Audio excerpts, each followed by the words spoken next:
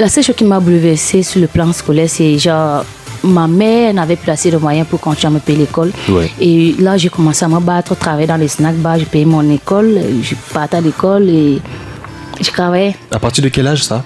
Je crois que j'avais 14 ans, 14-15 ans, je travaillais dans les snack bars. Ouais. Pour pouvoir payer mon école. Mais à niveau, je pouvais plus.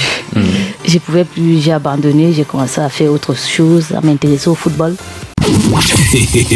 T'as envie de te marrer. Écouter tes meilleurs sons, découvrir des nouveaux talents musicaux ou humoristiques. Alors tu t'es pas planté. Bienvenue sur Attention, ce que vous allez entendre est très dangereux. Ne tentez en aucun cas de le reproduire chez vous. Rassurez-vous. Au plus fort du rythme. Je suis ta venteur, c'est l'heure du Bouna, c'est ta fréquence. Nous recevons aujourd'hui, mesdames, messieurs, Laure Mwaminga Luxandra Wanji. Ouais, il faut dire que c'est une comédienne mais alors très talentueuse qui a un talent vraiment à revendre. Et effectivement, bonsoir une fois de plus et bienvenue dans Urban Tube. On te présente plus. Tu es parmi les principales personnes qui influencent le mieux la plateforme TikTok et également tu as reçu une distinction, on va dire pas honorifique, mais tu le méritais réellement, une distinction méritée. Bravo déjà par rapport à cela. Merci.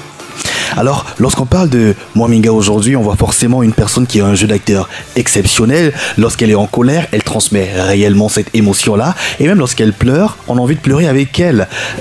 Comment ça se passe pour que tu arrives là? C'est la première question qu'on se pose. Pour répondre à cette question, il est très important qu'on entre justement dans les détails de ta vie.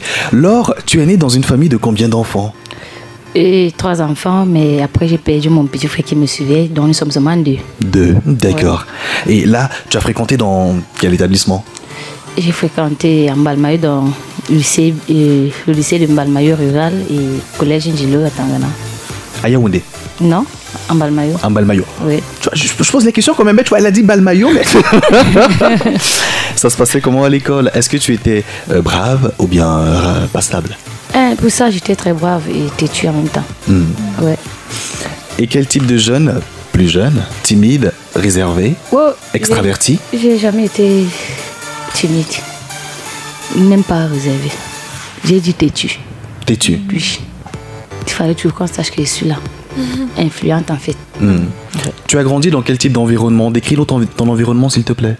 Plus petite, j'ai grandi dans les environnements vraiment pas bien parce que j'ai été maltraitée quand j'étais petite. Et j'ai grandi presque seule. J'ai connu ma mère, j'étais un peu plus grande. Tu as grandi seule, c'est-à-dire, tu as commencé à vivre seule à quel âge? J'ai commencé à vivre seule dans une chambre où ma grand me payait. Je faisais 6e, j'avais 12 ans. 12 ans? Oui, on payait ma chambre, elle venait souvent me laisser de quoi vivre et elle rentrait. Qu'est-ce qui a fait en sorte en fait que tu sois dans cette solitude? Je peux dire je suis un peu dans une famille où nous sommes un peu peu et on n'a pas eu assez de moyens en fait. On n'a pas eu les gens qui pouvaient nous soutenir, ni soutenir ma mère. Mais j'ai ma marraine qui m'avait pris genre comme sa fille. Ouais. Là-bas, j'étais maltraitée, j'étais loin de ma famille quoi. Mais après qu'elle s'est sortie là, je me suis dit il faut que je me batte parce que je n'ai personne et je suis la seule qui peut encore être mieux dans la famille. Et dans notre famille, on disait toujours que la famille de ma grand-mère, vraiment personne ne va arriver, personne ne peut rien faire, machin truc. Et j'ai toujours dit à ma grand-mère que moi je ne suis pas dans vos choses là. Je ne suis pas là, j'y crois pas. Même si ça existe, moi je ne crois pas. Donc c'est un peu ça. Et ça t'a jamais, je vais dire, bouleversé sur le plan scolaire? Non, la seule chose qui m'a bouleversée sur le plan scolaire, c'est genre ma mère n'avait plus assez de moyens pour continuer à me payer l'école. Ouais. Et là, j'ai commencé à me battre, travailler dans les snack bars, je payais mon école, je partais à l'école et je travaillais. À partir de quel âge ça? Je crois que j'avais 14 ans, 14-15 ans, je travaillais dans les snack bars pour pouvoir payer mon école. Mais à niveau, je ne pouvais plus. Je pouvais plus, j'ai abandonné, j'ai commencé à faire autre chose, à m'intéresser au football. Ah, tu es également joueur de football? Oui. Joueuse de football en plus? Ouais. Riano, est-ce qu'on a un ballon de l'autre côté? Malheureusement pas. Bah, ça aurait été bien. Mais bon, en tout cas, un jour, j'espère qu'on aura l'occasion. Ouais, pas de souci. Maintenant, à quel moment réellement est-ce que tu as le penchant pour la comédie? Ça intervient à quel moment donné de cette partie de ton histoire? Et ça fait même pas 2 ans. Ça fait pas 2 ans. Et c'était pas mon rêve, en fait. J'ai jamais rêvé de faire dans la comédie ou bien. Mais j'étais un peu intéressée dans le monde du cinéma.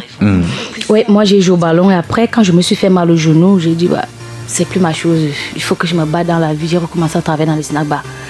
Mais après, un jour comme ça, je faisais... Parce que les téléphones Android, si nous en souvenons. Quand j'ai eu mon premier téléphone, j'ai me fait la cellule à cause de mon téléphone parce qu'il ne dormait pas. Même à 23, j'ai parti faire le transfert pour avoir les mégas. Ouais. Après, j'ai découvert TikTok et je suis arrivée à Yaoundé parce que je me suis beaucoup battue. J'ai décidé de venir vivre avec une amie à Yaoundé. Et on m'a offert un téléphone. Auntie, ma vie même est difficile. Ma vie est difficile. On m'a offert un Samsung. Et dans le Samsung, là, le S6, j'ai mis TikTok. Et c'est comme ça que j'ai commencé à faire les TikTok. Quand moi, je faisais mes TikTok, les gens appréciaient. Et c'est comme ça qu'Arico est tombé sur un de mes TikTok. Il m'a appelé, il me dit, mais on veut une fille. On a les filles dans notre groupe. Mais on n'a pas une fille. Il y a une fille qui manque. J'étais pas trop intéressée parce qu'il fallait que je travaille l'argent pour envoyer à ma mère pour nourrir mon enfant. Il fallait que je envoie l'argent à ma mère pour se nourrir. J'ai dit qu'il n'ait pas le temps. Après, Arico s'est déplacé, il est revenu me voir, que j'ai dit que je veux qu'on travaille. C'est comme ça que je suis descendue en Balmayo. On a fait la vidéo. La première vidéo, c'était même pas un truc. Et après, on a fait une petite vidéo pour d'abord nourrir la page. Et c'était Moi Minga 1. Ouais. Quand on fait Moi Minga 1, c'était en français. Mais après, tellement que j'étais fâchée qu'elle ne voulait même plus rester là. J'ai sorti moi en Eondo.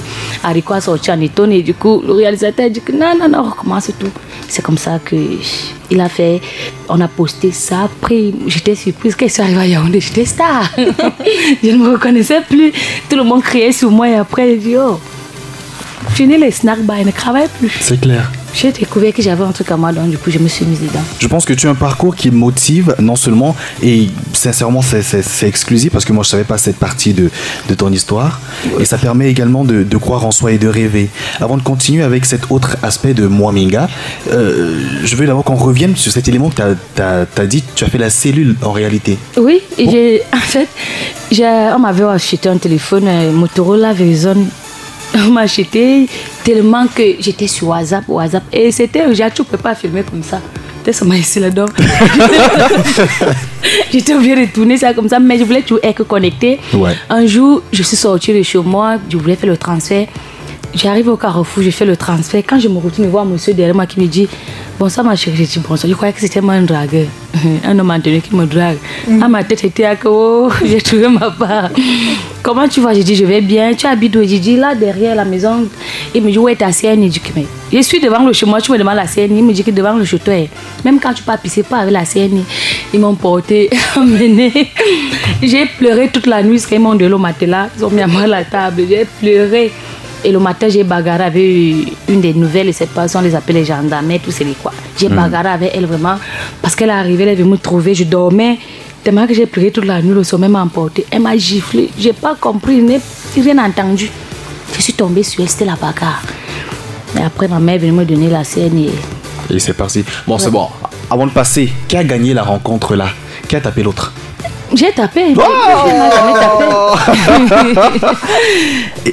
Une fille m'a jamais tapé. Et là, forcément, on revient sur cette rencontre-là avec Arico qui est le plus gros déclic actuellement de ta vie. Parce que là, les aventures ont commencé. C'est vrai que maintenant, vous n'êtes plus en couple, malheureusement.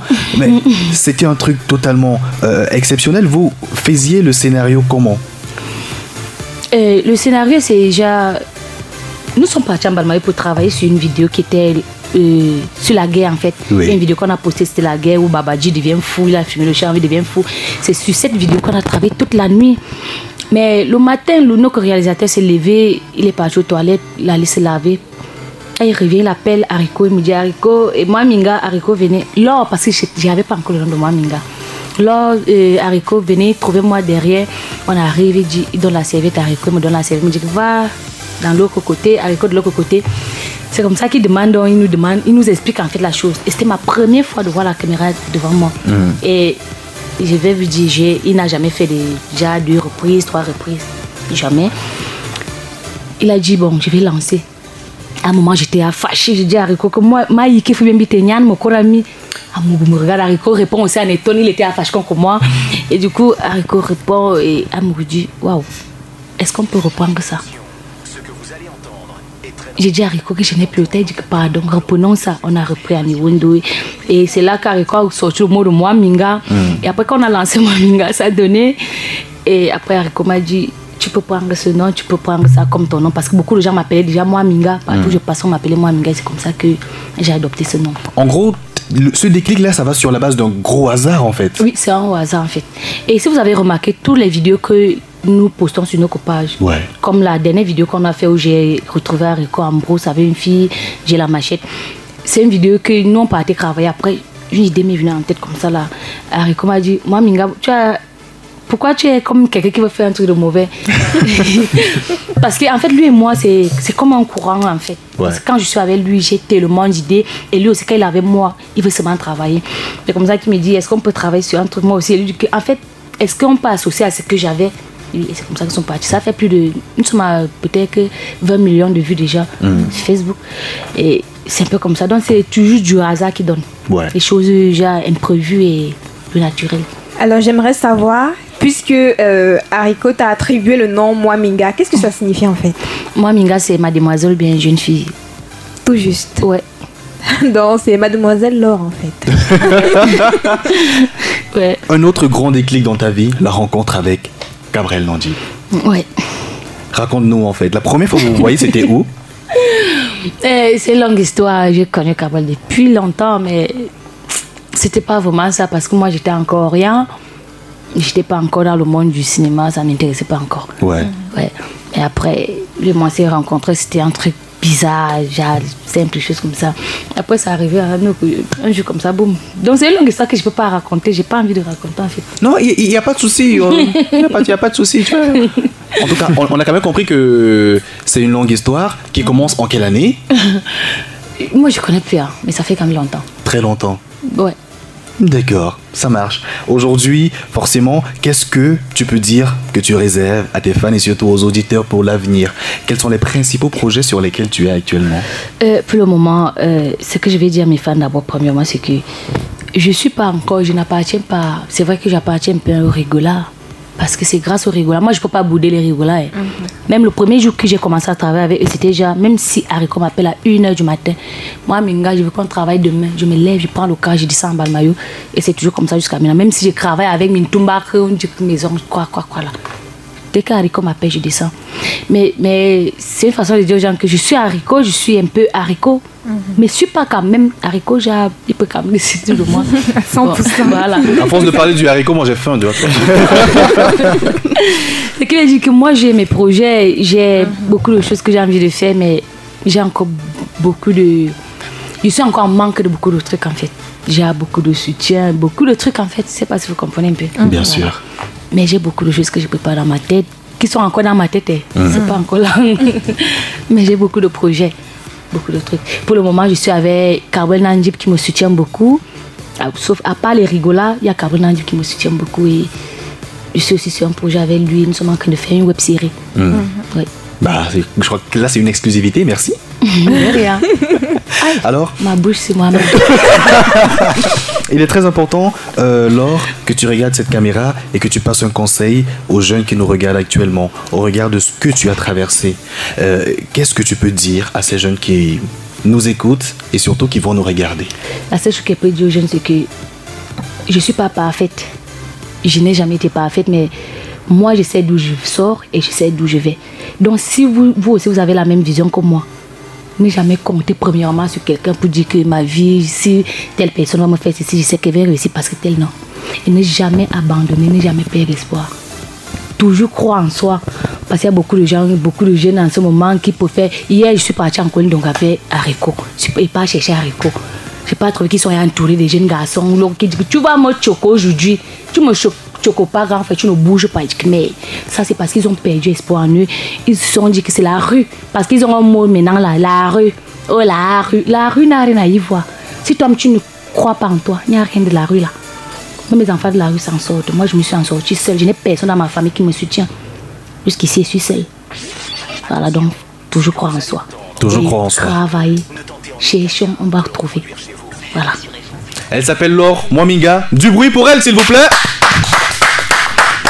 La prochaine musique, mesdames, messieurs, dans cette émission, avant de prendre la prochaine rubrique qui est le Check Games, eh bien, il s'agit d'un artiste à la voix d'ange et également qui a fait il y a cela quelques temps un featuring avec Charlotte Dipanda. Lui, c'est Mr. Shine. Et le titre qu'on vous invite à écouter, Mado.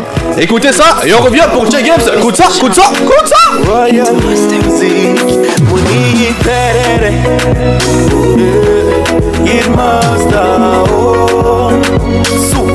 Le top des artistes locaux uniquement sur You Want You. Écoutez Urban Tube. Écoutez Urban Tube. Écoutez la différence.